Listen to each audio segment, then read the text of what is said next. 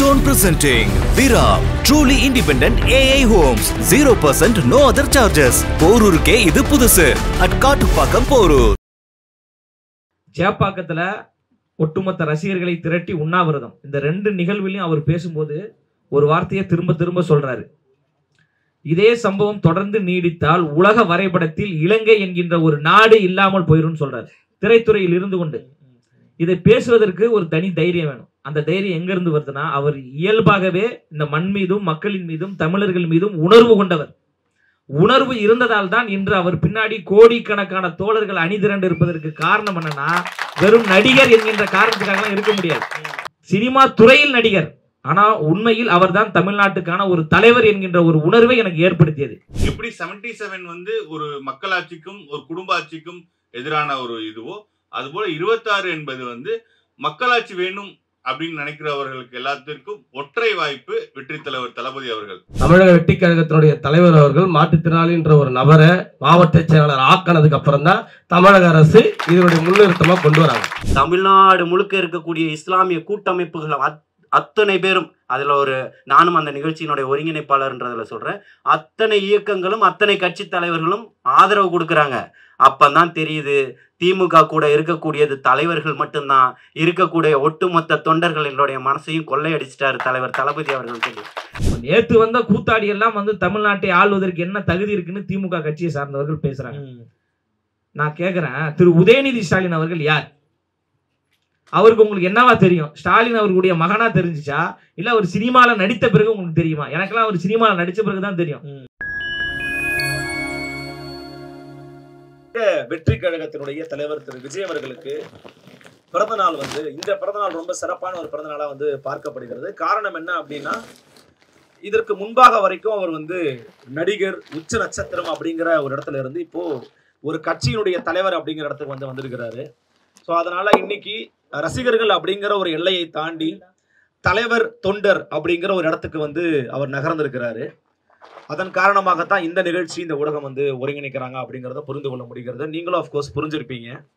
So இந்த நிகழ்ச்சியினுடைய அடிப்படை நோக்கம் அப்படிங்கிறது, அவருடைய பிறந்த நாளை ஒட்டி அவர் கட்சியின் தொண்டர்கள்ட்ட, அவருடைய ரசிகர்கள்கிட்ட ஒரு சின்ன ஒரு உரையாடல் நிகழ்த்தலாம் அப்படிங்கிறதுக்கான ஒரு முயற்சி தான். அந்த அடிப்படையில் நேற்று நடந்திருக்கிற ஒரு சின்ன ஒரு அப்டேட்ல இருந்து நம்ம நிகழ்ச்சியை துவங்கிறான்னு நினைக்கிறேன். ஜனநாயகன் அப்படிங்கிறத அவர் நடித்து திரைக்கு வர இருக்கக்கூடிய கடைசி திரைப்படம் அப்படிங்கிறது இப்போ வரைக்கும் வந்து ஒரு நமக்கு கிடைத்திருக்கிற செய்தியாக இருக்கிறது. அந்த அடிப்படையில் இந்த ஃபர்ஸ்ட் லுக் போஸ்டர்னு சொல்லுவாங்க, அதுக்கு முன்னாடி வந்திருக்கிற ஒரு காட்சி, அந்த போஸ்டரை பத்தி முதல்ல ரசிகர்கள்ட்ட தான் ஆரம்பிச்சிடலாம். ஏன்னா அங்கிருந்து அவரை பார்த்து அவரிடம் வந்து பிரமிப்படைந்து தான் இன்னைக்கு மேடையில வந்து அமர்ந்திருக்கிறாங்க. அதனால உங்கள்கிட்ட இருந்தே ஆரம்பிச்சிடலாம்னு நினைக்கிறேன். அந்த போஸ்டரை பார்க்கும்போது உங்களுக்கு என்ன தோணுது? ஏன்னா பின்னாடி வந்து சூரியன் அஸ்தமனம் ஆகுதுங்கிறாங்க, அவருடைய கை உயருது அப்படிங்கிறாங்க. உங்களுடைய கருத்து என்ன? நேயர்கள், ரசிகர்கள், உங்க பேரை சொல்லுங்க, எந்த தொகுதியிலேருந்து வரீங்க? என் பேர் தேவா, நான் ஆயிரவிளக்கு தொகுதியிலேருந்து வரேன். ஸோ பேசிக்கலி நான் வந்து தளபதி ஃபேனு சின்ன வயசுலேருந்து. அவர் அரசியல் வர்றதுக்கு வந்து அவர் மாநாடு பார்த்து அதில் இன்ஸ்பைர் ஆகிருந்து வந்ததான். நான் எனக்கு இது என் பேக்ரவுண்ட் எது பொலிட்டிக்கல் எதுவும் கிடையாது. நான் வந்து ஒரு கம்பெனியில் ஏவிபியாக இருக்கேன் இப்போ கார்பரேட்டில். ஸோ அவரோட கொள்கை, அவரோட தலைமை, அவரோட செயல்பாடுகள் பார்த்தா இங்கே வந்தது நான் கட்சியில். அப்புறம் வந்து இங்கே நாங்கள் வழிநடத்திட்டு போகிற எங்கள் மாவட்ட செயலாளர் அப்ரூவ் அவர்களோட சொல்கிறோம், அவரோட தலைமையை பார்த்து இங்கே ஒரு கடந்த 8 மாதமாக கூட ட்ராவல் பண்ணிகிட்டு இருக்கோம் நாங்கள். ஓகே, அஸ்தமனமாவது தலைவரோட கை ஓங்குதுன்றது தளபதி வந்து ஒரு டைலாக் சொல்லிப்பார் மெர்சல் படத்தில், கண்டிப்பாக ஒரு நாள் எங்களோட கை ஓங்கும், 1க்கு 2 திருப்பி தருவோன்ட்டுன்னு. ஸோ அதோட ஒரு எடுத்துக்காட்டா இந்த போஸ்டரை நீங்கள் எடுத்துக்கலாம், அப்படி பார்க்கலான்றீங்க. சரி, ரைட்டு, ஓகே. இப்போ நம்ம வந்து டைரக்டா, மிக்க நன்றி, உங்க கருத்துக்கு மிக்க நன்றி. நம்மளுடைய சிறப்பு விருந்தினர்கள்ட்ட நம்ம பேச துவங்கலாம்னு நினைக்கிறேன். திரைப்படத்துறையில வந்து ஒரு உச்ச நட்சத்திரமா இருந்தவர் தான் விஜய் அவர்கள். இன்னைக்கு வந்து அரசியல் துறையில உச்ச நட்சத்திரமா மாறணும், அதை நோக்கி நம்ம நடை போடணும், அதுலதான் நம்ம பயணிக்கணும், மக்களுக்கு தொண்டாற்றணும் அப்படிங்கிற எண்ணத்தோட வராரு. திரைத்துறையில அவரை பார்த்து ரசிச்சுட்டே இருந்த நீங்க இந்த இடத்துல நம்ம அவரோட நிக்கலாம். ஏன்னா ஒரு பொதுவான ஒரு பார்வை உண்டு, திரைத்துறையில இருக்கிறவங்க பின்னாடி எதுக்கு நம்ம போகணும் அப்படின்ற ஒரு பார்வை உண்டு.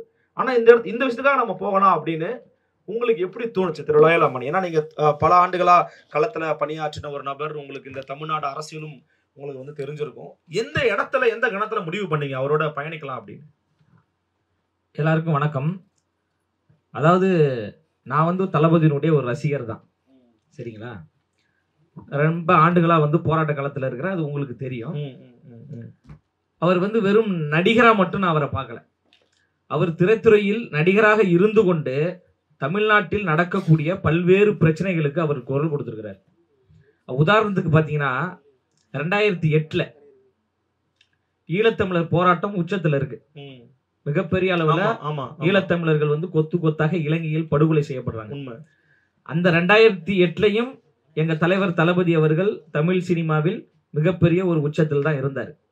அந்த காலகட்டத்துல நாகப்பட்டினத்துல மிகப்பெரிய ஒரு ஆர்ப்பாட்டம், சேப்பாக்கத்துல ஒட்டுமொத்த ரசிகர்களை திரட்டி உண்ணாவிரதம். இந்த 2 நிகழ்விலையும் அவர் பேசும்போது ஒரு வார்த்தையை திரும்ப திரும்ப சொல்றாரு.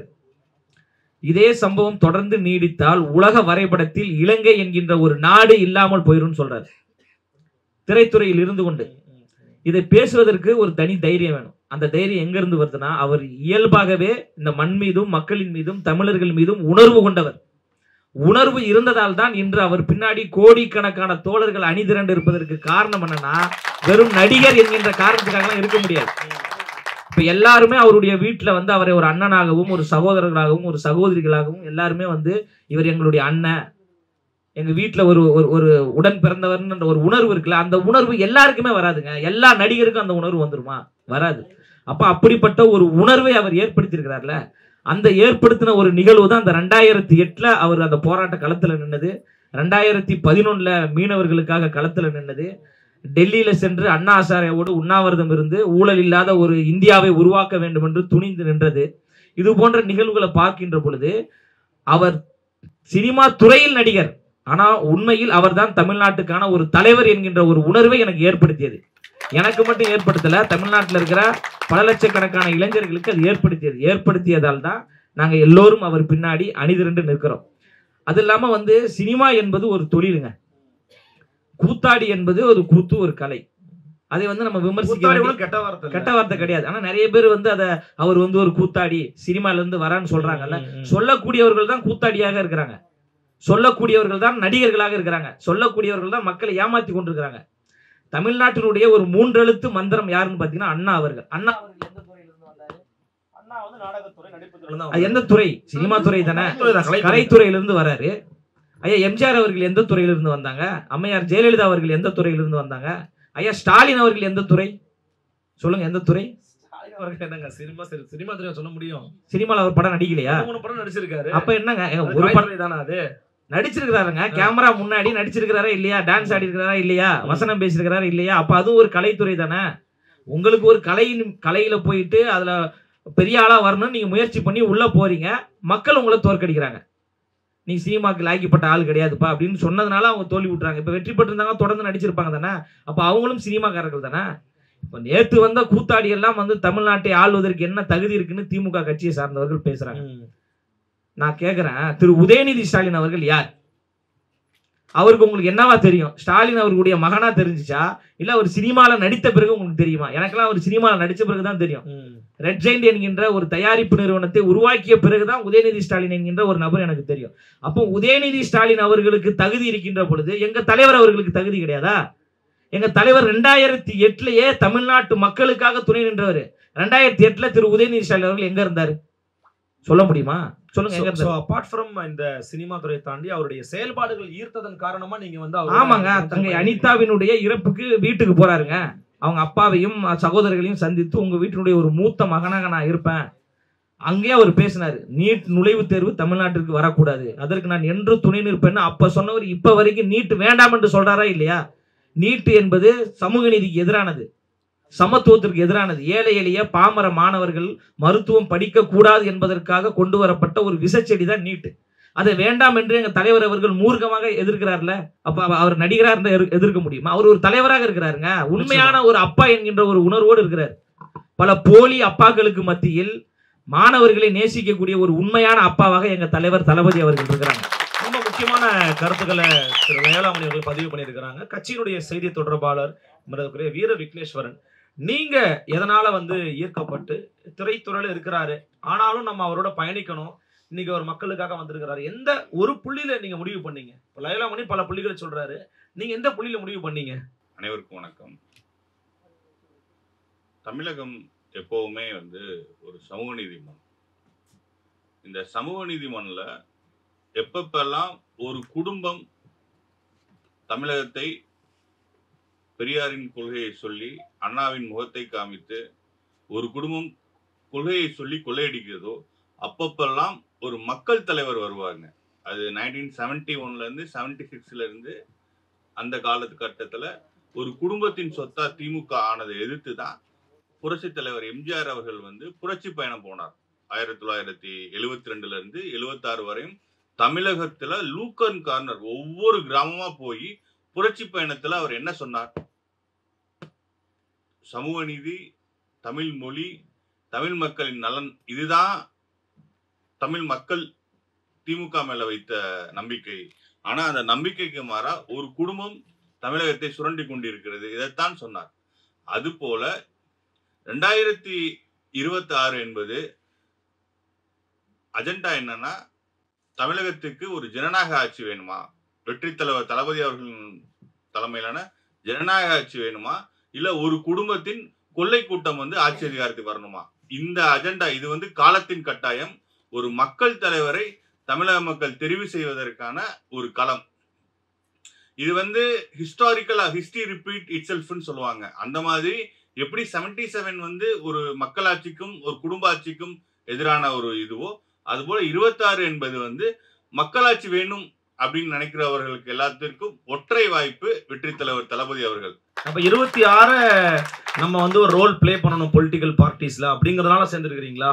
ஒரு விஷயம் புரிஞ்சுக்கங்க, ஜனநாயகம் வேணுங்கிற நினைக்கிற ஒவ்வொரு இளைஞர்களுக்கும் ஒவ்வொரு இளைஞருக்கும் இப்போ இங்க வந்திருக்க பல பேர் வந்து ஒரு பொலிட்டிக்கல் அஸ்பிரேஷன்ஸை உருவாக்கியதே தளபதி அவர்கள் தான். அதாவது ஒரு நம்பிக்கை, நம்ம அப்பா வந்து பொலிட்டிக்கலி அம்பிஷியஸ் கிடையாது, நம்ம ஃபேமிலி பேக்ரவுண்ட் கிடையாது, பெரிய அளவில் பணம் கிடையாது. டெமோக்ரஸின்னு அண்ணா என்ன சொன்னார்? எல்லாரும் இந்நாட்டு மன்னர்கள்னு சொன்னார். ஆனா அந்த கருத்தியல் படி இருக்கா? இன்னைக்கு தமிழ்நாட்டில் இருக்கிற எம்பிஸோட அப்பா மாவட்ட செயலாளர், பையன் எம்பி. எத்தனை எம்பி? 7 பேருக்கு மேல அந்த அந்த டிஸ்ட்ரிக்ட்ஸ்க்கு அந்த அவங்க வந்து குறுநில மன்னர்கள். ஸ்டேட் லெவல்ல ஒரு குடும்பம் ரியல் எஸ்டேட்ல தொடங்கி சினிமால தொடங்கி ட்ரக்ஸ் விற்கிற வரையும் வந்துட்டாங்க. இன்னைக்கு வந்து திமுகவின் அயலக பிரிவு வந்து இன்டர்நேஷனல் ட்ரக் மாஃபியாவோட கிங்பின். இப்படி தமிழகத்தை அனைத்து விதத்திலும் ஒரு குடும்பம் கொள்ளையடிக்குதுன்னா அதை தட்டி கேட்க நீங்களோ நானோ நம்மளோட பலம் வேற. ஆனா வெற்றி தலைவர் தளபதி அவர்கள்ங்கிறது ஒட்டுமொத்த தமிழகத்தின் மகனாக இருக்கிறார். அவர் கோடிக்கணக்கான மக்கள் நம்பிக்கையா இருக்கிறார். இவன் முடிப்பல்னு ஒண்ணு, இந்த விஷயத்தை இவரால செய்ய முடியும்னு சொல்லி வள்ளுவர் சொல்றாரு. அந்த மாதிரி இந்த குடும்பத்தை வீழ்த்தக்கூடிய வல்லமை பெற்றவர் தமிழகத்தில் ஒற்றை தலைவர் தளபதி அவர்கள் தான். ஏன் தளபதி நமக்கு வேணும்னா, இந்த குடும்பத்தின் விஷய சைக்கிள் ஊழல் பண்ணி கோடிக்கணக்கான பணத்தை கொள்ளையடிக்கணும், எலெக்ஷன் டயத்துல செலவு பண்ணணும், இதற்கு தமிழகம் எங்கும் குறுநில மன்னர்களை வைக்கணும்னு இது வந்து அப்படி ஸ்ட்ரக்சர்டு கரப்ஷன்ஸ் இருக்கு. நீங்க வந்து இந்த சிஸ்டத்தை வந்து அவ்வளோ அண்டர் எஸ்டிமேட், அவங்க எப்படி தைரியமா அவ்வளோ கொள்ளையடிச்சுட்டு எப்படி தைரியமா இருக்காங்கன்னா, நம்ம கிட்ட பணம் இருக்கு, ஸ்ட்ரக்சர் இருக்குன்ட்டு. இந்த ஸ்ட்ரக்சரை உடைக்கக்கூடிய புரட்சி தலைவர் கூட வெளியே 2 எம்எல்ஏ தான் போனாங்க. ஆனா ஒட்டுமொத்த திமுக வீழ்த்தினார். இன்னைக்கு நம்ம கிட்ட எம்எல்ஏ இல்ல, உங்கள்ட்ட அமைப்பு இருக்கா, அது நம்ம பொதுச் செயலாளர் சொன்ன மாதிரி அமைப்பு இருக்கா, அது இருக்கா, இது இருக்கான்னு கேட்கிறாங்க. ஆனா தளபதி அவர்களின் முகம்தான் நம்மளோட அமைப்பு, தளபதி அவர்களின் வார்த்தை தான் நம்மளோட அமைப்பு, தளபதி அவர்கள் தான் தமிழகத்தின் எதிர்காலம். அடுத்த 30 ஆண்டுகள் வந்து தமிழக அரசியலுங்கிறதோட எபிசென்டர் வந்து தளபதியா தான் இருப்பார். ஒண்ணு நீங்க தளபதியை ஆதரிச்சு அரசியல் பண்ணணும், இல்ல எதிர்த்து அரசியல் பண்ணணும். ஆனா தளபதி தான் பேசு பொருளா இருப்பார். நிச்சயமா ரொம்ப முக்கியமான கருத்துக்களை பகிர்ந்துருக்கிறீங்க. அதே போல தமிழகத்தின் உயிர்நாடி கொள்கையான விஷயம் வந்து சமூக நீதி. இந்த திமுக குடும்பம் வந்து தன் குடும்பத்தையும் தன்னோட பினாமிகளையும் காப்பாற்றுவதற்கு பிஜேபியோட கட்சியையும் தமிழகத்தையும் அடகு வச்சிருச்சு. ஆனா வெற்றி தலைவர் தளபதி அவர்கள் என்ன சொல்றாரு? ஸ்டேட்ல வந்து கேஷ் சர்வே எடுக்கணும், நேஷனல் லெவல்ல கேஷ் சென்சஸ் எடுக்கணும்னு சொல்றாரு. ஆனா இந்த குடும்பம் என்ன சொல்லுது? நாங்க இந்தியா கூட்டணியில இருக்கோம், மதச்சார்பின்மைன்னு பேசுறாங்க. ஆனா பிஜேபி என்ன ஸ்டாண்ட் எடுக்கிறாங்களோ கேஷ் சர்வே கேஷ் சென்சஸ்ல அதே ஸ்டாண்டு தான் எடுக்கிறாங்க. நான் இப்ப வெளிப்படையா குற்றம் சாட்டுறேன், டிஎம்கேங்கிறது பிஜேபியோட ஸ்லீப்பர் செல். இந்தியா கூட்டணியில இருக்கிற சித்தராமையா 2 நாளைக்கு முன்னாடி அறிக்கை விட்டுருக்காரு. 2008-11 நாங்க கேஷ் சென்சஸ் சர்வே எடுத்திருக்காங்க. கர்நாடகா 2008-13 சர்வே எடுத்துறாங்க. இப்ப 2வது சர்வே எடுக்க போறாங்க. ரேவந்த் ரெட்டி தெலுங்கானால எடுத்துட்டாரு. அதே போல பீகார்ல JDU Tejashwi Yadav combine already 2023 எடுத்துட்டாங்க. அப்படி இந்தியா கூட்டணியில இருக்கிற எல்லா மாநில முதல்வரும் கேஷ் சர்வே எடுத்திருக்காங்க. தேசிய அளவுல காங்கிரஸ் கட்சி கேஷ் சென்சஸ் எடுக்க சொல்றாங்க. 2 நாளைக்கு முன்னாடி கூட காங்கிரஸ் கட்சி என்ன சொல்றாங்க, இப்ப நடத்துற கேஷ் சென்சஸ் மத்திய அரசு அறிவிச்சிருக்கிறது வந்து ஜஸ்ட் எனுமரேஷன் தான், இதனால வந்து இடஒதுக்கீடை ஆல்டர் பண்ண முடியாது, ஓபிசிக்கான இடஒதுக்கீடு இன்க்ரீஸ் பண்ண முடியாது, தெலுங்கானா மாடலை நீங்க அடாப்ட் பண்ணுங்கன்னு சொல்றாங்க. ஆனா டிஎம்கே என்ன சொல்றாங்க, பிஜேபி என்ன ஸ்டாண்ட்ல இருக்காங்களோ அதே தான். தமிழகத்தின் மொழியையும் தமிழகத்தின் உரிமையும் சமூக நீதியையும் காப்பாத்தினா, பெரியார் பெயரை சொல்லி ஒரு குடும்பம் கொள்ளையடிக்கிற குடும்பம் வேணான்னா தளபதி அவர்கள் ஒரே வாய்ப்பு தான். தளபதி அவர்கள் முகம்தான் இந்த கொள்ளை கூட்டத்தை வீழ்த்தக்கூடிய வலிமை பெற்றது. ஆக தளபதியின் களத்தை வழிபடுத்தி தமிழகத்தை ஜனநாயகத்தை காக்கணும் நான் தாழ்மையோட கேட்டுக்கொள்கிறேன். ஸோ வீர விக்னேஸ்வரன் சமூக நீதி அப்படிங்கிற ஒரு கூறுக்காக நான் இணைஞ்சிருக்கிறேன் அப்படின்னு சொல்லியிருக்கிறாரு. அரசியல் ரீதியாக அவரோட அட்டாக்ஸை 2 பேருமே பண்ணிட்டு இருக்கிறாங்க. இது மிக முக்கியமாக அரசியலுக்குலாம் பேசலாம். ஆனால் இது அவருடைய பிறந்த நாளை ஒட்டிய ஒரு நிகழ்ச்சி, அந்த கட்சியினுடைய பயணம் குறித்தான ஒரு நிகழ்ச்சி அப்படிங்கிறதுனால அதையும் கொஞ்சம் கூர்மைப்படுத்தணும் நான் விரும்பி கேட்டுக்கிறேன். மிக முக்கியமாக தீநகர் அப்புனு அவரை பற்றி எனக்கு செய்தி சொல்லும்போது என்ன சொன்னாங்க அப்படின்னா, பல கட்சிகளில் பல மாவட்ட செயலாளர்கள் இருக்கிறாங்க. அந்தந்த மாவட்ட செயலாளர்களுக்கு பார்த்தீங்கன்னா ஒரு கட்சிக்குள்ளேயும் ஒரு சமூக நீதியை பின்பற்றணும். அது யாராக இருந்தாலும் பின்பற்றணும். அது திமுகல இருந்து பிஜேபி வரைக்கும் யாராக இருந்தாலுமே அதை பின்பற்றுவது தான் நல்லது அப்படின்னு நம்ம நினைக்கிறோம். ஒரு ஜனநாயகத்துக்கு நன்மை நினைக்கிறோம். அதில் எல்லாருக்குமான பிரதிநிதித்துவம், அது ஒரு மாற்று பாலினத்தவராக இருந்தாலும் சரி, மாற்றுத்திறனாளியாக இருந்தாலும் சரி, பிரதிநிதித்துவம் கொடுக்கணும்னு சொல்லி நம்ம சொல்லுவோம். எனக்கு தெரிஞ்சு இப்போ நம்ம டேட்டாஸ் அவங்க கொடுத்த வரைக்கும் நம்ம பார்த்தோம்னா, தமிழக வெற்றி கழகத்துல முதல் முறையாக ஒரு மாற்றுத்திறனாளியை மாவட்ட செயலராக மாத்திருக்கிறாங்க. அதுல மிக குறிப்பாக திரு அப்புனு அவர்கள் தொடர்ச்சியா களமாடிக்கிட்டு இருக்காங்கன்னு சொன்னாங்க. மனமார்ந்த வாழ்த்துக்கள் சார் முதல்ல உங்களுக்கு. ஸோ உங்களுடைய பயணம் குறித்து சொல்லுங்க சார். நீங்க எப்படி விஜய் அவர்களோட நெருக்கமாக நம்ம போகணும்னு நினைச்சீங்க? அவருடைய திரைத்துறையை பார்த்தா இல்லது கட்சியை துவங்கின பிறகா இந்த கட்சியில உங்களுடைய பங்களிப்பு எப்படி பயணிச்சுக்கிட்டு இருக்கீங்க கட்சியில? அனைவருக்கும் வணக்கம். இந்த நிகழ்ச்சிக்கு எங்களுக்கு முழு அனுமதி கொடுத்த எங்க கழகத்துடைய பொதுச்செயலாளருக்கும் எங்க மாவட்டத்தை சார்பாக மனமார்ந்த நன்றியை தெரிவிச்சு. நான் தளபதியுடைய முதல் படத்துல இருந்து அவர் கூட பயணம் பண்ணிட்டு இருக்கேன். அந்த காலத்திலே என்னை மதிக்கக்கூடிய ஒரு தலைவனை நான் ஏத்துக்கினேன்றத பெரிய மகிழ்ச்சி அடைந்தேன்.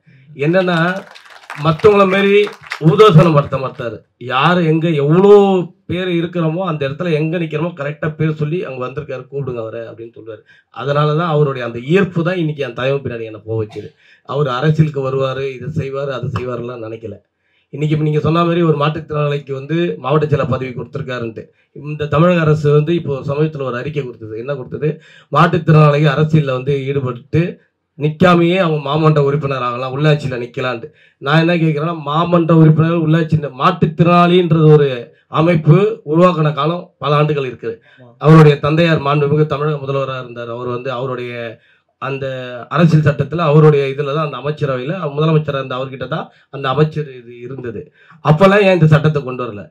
தமிழக வெற்றி கழகத்தினுடைய தலைவர் அவர்கள் மாற்றுத்திறனாளின்ற ஒரு நபரை மாவட்ட செயலாளர் ஆக்கினதுக்கு அப்புறம் தான் தமிழக அரசு இதனுடைய முன்னிறுத்தமாக கொண்டு வராங்க. எதுக்கு இதை கொண்டு வராங்கன்னு உள்ளமா இருக்கிற அனைத்து மாற்றுத்திறனாளி சங்கத்தினர் கேட்கப்போ, நீங்க அறிவிச்சிட்டீங்க, அவங்களுக்கு பதிலுக்கு எப்படி அறிவிக்கிறதுன்னு தெரியல. ஒரு அணியே திராவிட கழகத்துல இன்னைக்குதான் அறிவிக்கிறாங்க மாற்றுத்திறனாளிக்கு ஒரு அணி உருவாக்குறதுன்றது. என் தலைவர் 19 அணியை அறிவிக்கிறாரு. அந்த அணியும் மாற்றுத்திறனாளி ஒரு அணி இருக்குன்னு சொன்னதுக்கு அப்புறம் தான் ஒரு திராவிட பாரம்பரிய கட்சி, திராவிட கட்சி, சமூக நீதி கட்சி, இத்தனை கட்சியா வாயை கீழே பேசுற திராவிட முன்னேற்ற கழகம் ஏன் இத்தனை நாள் இது அறிவிக்கல? இப்ப அறிவிக்க வேண்டிய வேலை என்ன? அப்போ தமிழக வெற்றி கழக தலைவர் ஏதோ ஒரு செயல்பாட்டில் இறங்கிட்டா அடுத்த செகண்ட் உடனே நாங்க இறங்குவோம் அப்படின்றத அவங்க அப்போ வழிகாட்டியாரு. ஆளப்போற என் தமிழன் தான், எந்தவித மாற்று கருத்தும் கிடையாது. ஓகே, நீங்க கட்சியில சேர்ந்து பயணிக்கணும் ஏன் முடிவு எடுத்தீங்க? நீங்க ரொம்ப நாளா அவரோட, அதாவது ஒரு நிமிஷம் கேட்டுங்களா.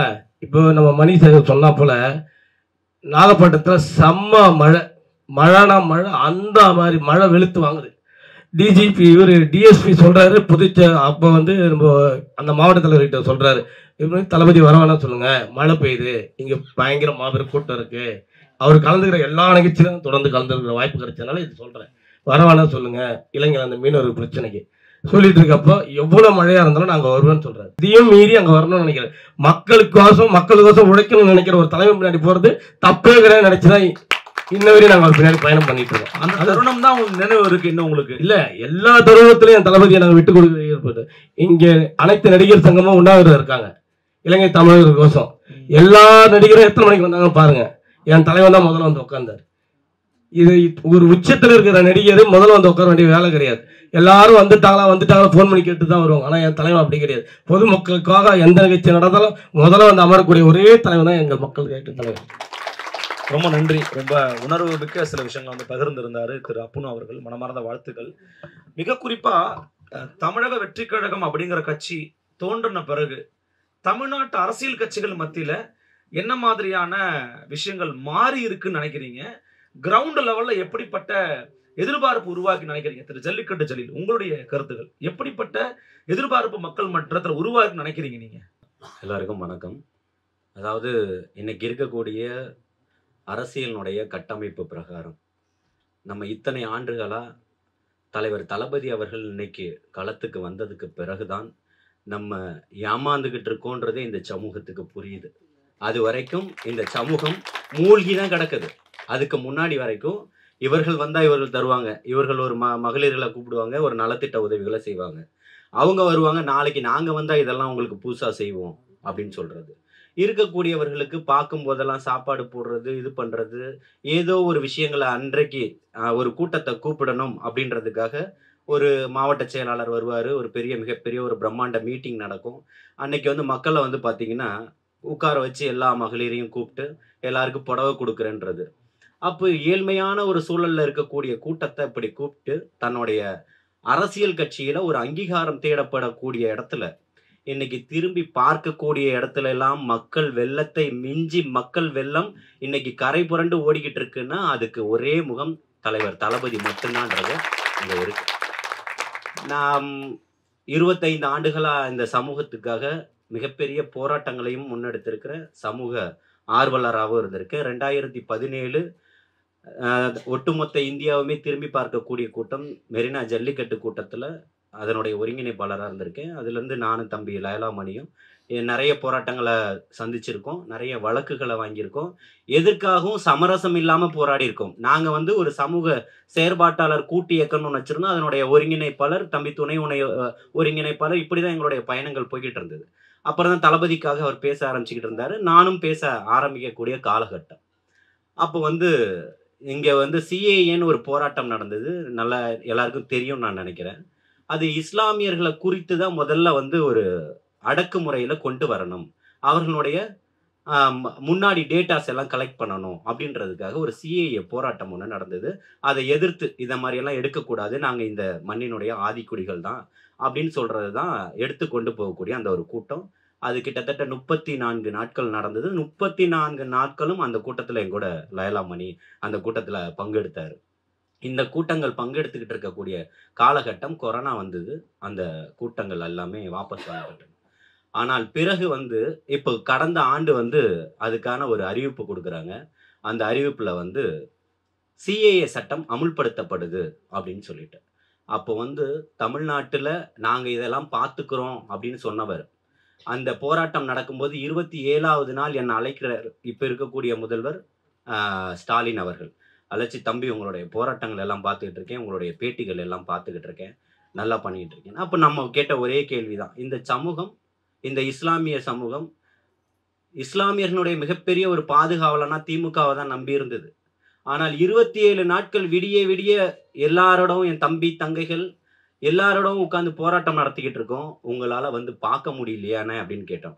அதன் பிறகு அவர் வந்து அந்த கூட்டத்தில் பங்கெடுத்தார், பேசினார், போனார். ஆனால் அப்பேற்பட்ட தலைவர்களை கூட இந்த சமூகத்துக்கு அழைத்து தான் இங்கே வர வேண்டிய காலச்சூழல் ஏற்பட்டது. இந்த இந்த ஒன்றிய அரச ஒரு அறிவிப்பை கொடுக்குது, சிஏஏ சட்டம் அமுல்படுத்தப்படும்னு. தமிழ்நாட்டில் எழுந்த ஒரு மிகப்பெரிய ஒரு ஆளுமையினுடைய குரலா அப்பந்தான் நான் பார்க்குறேன் தலைவர் தளபதி அவர்களுடைய கண்டனை அறிக்கை அவர் விடுறாரு. இந்த சட்டம் தமிழகத்துல கொண்டு வரக்கூடாது, எப்படி விவசாய சட்டத்தை நீங்க கொண்டு வந்தீங்களோ, எப்படி எல்லாத்தையுமே நீங்க இது பண்ணீங்களோ, அதே போல சிஏஏக்கும் ஒரு விஷயத்தை நீங்க பண்ணணும். விவசாயிகள் சட்டம், விவசாயிகளை சொந்த மண்ணிலேயே உள்ள நுழைய விடல. டெல்லி ஒட்டு மொத்தமா எல்லா பஞ்சாப்ல இருந்து எல்லா தமிழகம் ஒன்றியத்தில் இருக்கக்கூடிய எல்லா விவசாயிகளும் சேர்ந்து போராடுறாங்க. ஆனால் மிகப்பெரிய நடிகைகளுக்கும் மிகப்பெரிய தொழிலதிபர்களுக்கும் ஒன்றியத்தினுடைய பிரதமரை பார்க்கறதுக்கு அனுமதி கிடைக்குது. ஆனால் இந்த மண்ணையும் மக்களையும் நேசிக்கக்கூடிய விவசாயிகளை இராணுவம் கொண்டு அடக்குறான். டெல்லிக்குள்ள வரக்கூடாதுன்னு சொல்றான். அப்பேற்பட்ட காலச்சூழல்ல அந்த மாதிரி சட்டம் எப்படி வாபஸ் வாங்கப்பட்டதோ இந்த சட்டம் அதே போல வாபஸ் வாங்கணும்னு குரல் கொடுத்த ஒரே நபர் தலைவர் தளபதி அவர்கள் மட்டும்தான். அப்போ அவருக்கு ஆதரவா நான் ஒரு ட்வீட் போடுறேன். தம்பி மணிக்கும் அது தெரியும். அந்த ட்வீட் போடுறேன். இதே போன்ற தலைவர் தளபதி அவர்கள் இந்த சமூகம் நிறைய பேரை நம்பி ஏமாந்துருச்சு, இனி ஒருபோதும் நம்பாது, நீங்கள் எப்போதும் இந்த சமூகத்துக்கு மிகப்பெரிய ஒரு அரணாக இருக்கணும் அப்படின்னு சொல்லிட்டு அதை ஒன்றியத்தை டேக் பண்ணி போடுறோம். இதே போன்ற கருப்பு சட்டங்கள் இயற்றப்படுமே ஆனால் மக்கள் வெள்ளங்கள் சாலைகளில் நிரப்பப்படும். மறுநாள் காலையில 10 மணிக்கு 11 பேர் வந்துட்டாங்க என் வீட்டுக்கு, ரைடுன்ற பேர்ல. அன்னைக்கு ஃபுல்லா என்னை கைது செய்யப்பட்டு ரைடு நடத்தப்பட்டு அன்று ராத்திரி 10 மணிக்கு தான் விடுவிக்கப்பட்டேன். வீட்டில் தேடினா என்ன இருக்கும்? ஒன்றும் இருக்காது. அவங்களோட ஒரே கேள்வி, எதற்காக இந்த மாதிரி ஒரு விஷயத்த நீங்கள் போட்டீங்கன்னு. அப்போ இங்கே என்ன நினைக்கிறான்னா, ஒரு தலைவன் உருவாயிட்டான், இந்த சமூகத்திலிருந்து ஒரு மிகப்பெரிய ஒரு குரல் எழும்புது. அப்போ இப்பேற்பட்ட இடத்த இன்னைக்கு முளையிலேயே கிள்ளி எரியணும்னு நினைக்கிறான். அதை தகர்த்து தகுடு பொடியாக்கி அப்பந்தான் இந்த சமூகத்துக்கான தலைவன் இவன்தான் அப்படின்றத நான் முடிவு பண்ணி தான் என்னுடைய 25 ஆண்டுகால பயணத்தை, எத்தனையோ போராட்டங்கள், 2 மதுக்கடைக்கு எதிராக போராட்டம் பண்ணி மூடி இருக்கேன், எத்தனையோ இந்த தேர்தலில் நின்றுருக்கோம், எல்லா இடத்துலையும் பார்த்து சமூக நீதி, விடியல் பயணம், அது இதுன்னு பேசி எல்லாத்தையுமே மக்களை ஒட்டுமொத்தமா ஏமாத்தி எல்லா இடத்துலையுமே ஓட்டுகளை கொள்ளடிக்கக்கூடிய இடத்துல தான் நீங்க இருந்தீங்களே தவிர எங்களுடைய சமூகத்தினுடைய மேம்பாடுக்காக நீங்க என்ன பண்ணீங்க? எதுவுமே பண்ணல. அப்ப இந்த மிகப்பெரிய ஒரு கேள்விக்குரிய ஆச்சரியக்குரிய மாத்துனது தலைவர் தளபதி அவர்கள் தான். அப்போ இப்பேற்பட்ட ஒரு ஆள் பின்னாடி தான் நம்ம நிக்கணும் அப்படின்றதுக்கு தான் அடுத்த கட்டமா எடுக்கிறாரு, அடுத்த பிரச்சனைகளை பேசுறாரு, இஃப்தார் நோன்பு நடத்துறாரு. இப்போ தம்பி சொன்னாப்புல இருக்கக்கூடிய அத்தனை பேரும் அரசியல்வாதிகளா நடிகர்களா மாறி இஃப்தார் நோன்பு நடத்துவாங்க. அந்த நேரத்துல ஒரு தொப்பி போட்டுப்பாங்க, கஞ்சி குடிப்பாங்க, நாங்க தான் உங்களுக்கு இருக்கோம், நாங்கள் தான் உங்களுக்கு இருக்கோம், உங்களுக்கு நீங்க தான் அப்படின்னு சொல்லிட்டு உங்களுக்கு நாங்க இருக்கோன்றதெல்லாம் சொல்றதெல்லாம் பொய். உங்களுக்கு நீங்க தான் வரணும், இந்த ஆட்சியிலும் அதிகாரமும் உங்ககிட்ட தான் இருக்கணும்னு நினைச்சவர் தான் தலைவர் தளபதி. அதற்காக தான் இந்த சமூகம் வெகுண்டு எழுந்தது. யாரும் இவருடைய நிகழ்ச்சிக்கு போக மாட்டாங்கன்னாங்க. ஆனால் அத்தனையும் தகுடு பொடியாக்கி தமிழ்நாடு முழுக்க இருக்கக்கூடிய இஸ்லாமிய கூட்டமைப்புகள் அத்தனை பேரும், அதுல நானும் அந்த நிகழ்ச்சியினுடைய ஒருங்கிணைப்பாளர்ன்றதுல சொல்றேன், அத்தனை இயக்கங்களும் அத்தனை கட்சி தலைவர்களும் ஆதரவு கொடுக்குறாங்க. அப்பதான் தெரியுது திமுக கூட இருக்கக்கூடியது தலைவர்கள் மட்டும்தான், இருக்கக்கூடிய ஒட்டுமொத்த தொண்டர்களுடைய மனசையும் கொள்ளையடிச்சிட்டாரு தலைவர் தளபதி அவர்கள் சொல்லி 2026 மிகப்பெரிய ஒரு வாக்கு வங்கிய நமக்காக தான் இந்த 18% சிறுபான்மையினருடைய வாக்கு இருக்குது அப்படின்றத மிக கவனமாகவும் கையாண்டுகிட்டு இருந்த திமுகவுக்கு மிகப்பெரிய தோல்வியே இந்த சிறுபான்மையினுடைய சமூகத்தினுடைய ஒட்டுமொத்த வாக்குகளும் இன்னைக்கு தலைவர் தளபதி அவர்கள் கிட்ட போயிடுச்சு அப்படின்றத அவர்களால் புரிஞ்சிக்க முடியுது. அதை தொடர்ந்து தான் ஒரு சமூகமா இன்னைக்கு உள்ள உட்காந்து கொந்தளிச்சுக்கிட்டு இருக்கு. அது அண்ணன் திருமாவாக இருந்தாலும் சரி, அண்ணன் வேல்முருகனாக இருந்தாலும் சரி, என்ன ஒன்று இன்னைக்கு அவர்களை பேச வைக்கிறாங்க. 2026 நானும் இறங்கி அன்னைக்கு என்னைக்கு வந்தனோ அதுல இருந்து இன்னைக்கு வரைக்கும் தளபதின்னு தான் சொல்லிக்கிட்டு இருக்கேன். என்னுடைய வாழ்நாள் முழுக்க அது தளபதிக்காக தான் இருக்கும். ஒவ்வொரு இடமும் மாற்றத்திற்கான ஒரு விதையை தூவிக்கிட்டே தான் இருப்போம். ஒரு தலைவரின் மீது மிகப்பெரிய ஒரு நம்பிக்கை இருப்பதால் தான் தேர்தலுக்கு 1 வருஷத்துக்கு முன்னாடியே கருத்து கணிப்பு எங்களுக்கு சாதகமாக வருதுன்னா ஒட்டுமொத்த தமிழ்நாட்டு மக்களும் எங்கள் பின்னாடி அணிதிரண்டு இருக்கிறாங்க. சமூக நீதி பேசுற, சமத்துவம் பேசுற திமுக செய்யாத ஒரு வேலையை, மிகப்பெரிய ஒரு புரட்சியை எங்க தலைவர் தளபதி அவர்கள் கொள்கை தலைவராக அண்ணல் அம்பேத்கர் அவர்களுடைய புகைப்படத்தை அறிவித்தவுடன் தமிழ்நாடு முழுவதும் எல்லா சாதியை சார்ந்தவர்களும் அண்ணல் அம்பேத்கர் அவர்கள் எங்களுக்கான தலைவர்னு சொன்னாங்க. பாத்தீங்களா, அதுவே மிகப்பெரிய ஒரு புரட்சி தமிழ்நாட்டில் ஏற்பட்டுருச்சு. இந்த கருத்து கணிப்புகள் என்பது கருத்து கணிப்புகள் அல்ல, கருத்து திணிப்புகள். ஏன்னா நீங்களே கூட பார்த்துருப்பீங்க, இதுக்கு முன்னாடியும் பல கட்சிகள் பல மாநிலங்கள் ஜெயிப்பாங்கன்னு சொன்ன கருத்துக்களும் தோற்று இருக்கிறது. சில கருத்து கணிப்புகள் படித்தும் இருக்கிறது. இப்ப கருத்து கணிப்புகளை முழுமையா நம்புறீங்களா இல்ல மக்களை முழுமையா நம்புறீங்களா? நாங்க தமிழ்நாட்டு மக்களை தாங்க நம்புறோம். தமிழ்நாட்டு மக்களையும் தமிழ்நாட்டு இளம் தலைமுறையினரையும் தமிழ்நாட்டு தாய்மார்களையும் நம்பிதான் எங்க தலைவர் அவர்கள் கட்சி ஆரம்பிச்சிருக்கிறார். தவிர கருத்து கணிப்புகளை நம்பியோ, திமுக கட்சியை நம்பியோ, கூட்டணி கட்சிகளை நம்பியோ, அந்த கட்சியை நம்பியோ எங்க தலைவர் கட்சி ஆரம்பிக்கல. அவர் முழுக்க லட்சோப-லட்சக்கணக்கான தாய்மார்களையும் இளைஞர்களையும் நம்பிதான் அவர் கட்சி ஆரம்பிச்சாரு. பெண்கள் பாதுகாப்பு, ஒரு சமூக நீதி அப்படின்னு எவ்வளவு வாய்க்கிழிய பேசினாலும் ஒரு முழுமையான ஒரு பெண் சுதந்திரங்கிறது இன்னும் அது கிடைக்கல. நிச்சயமா வீரமங்கை வேலு நாச்சியார், அஞ்சலி அம்மா எல்லாம் கொள்கை தலைவரை அறிவிச்சிருக்கும் போது எங்களுக்கான ஒரு முழு சுதந்திரம், எங்களுக்கான ஒரு தனி உரிமை எங்க அண்ணன் எங்களுக்கு கொடுப்பாரு. நாங்க முழு மனசா நாங்க நம்புறோம்.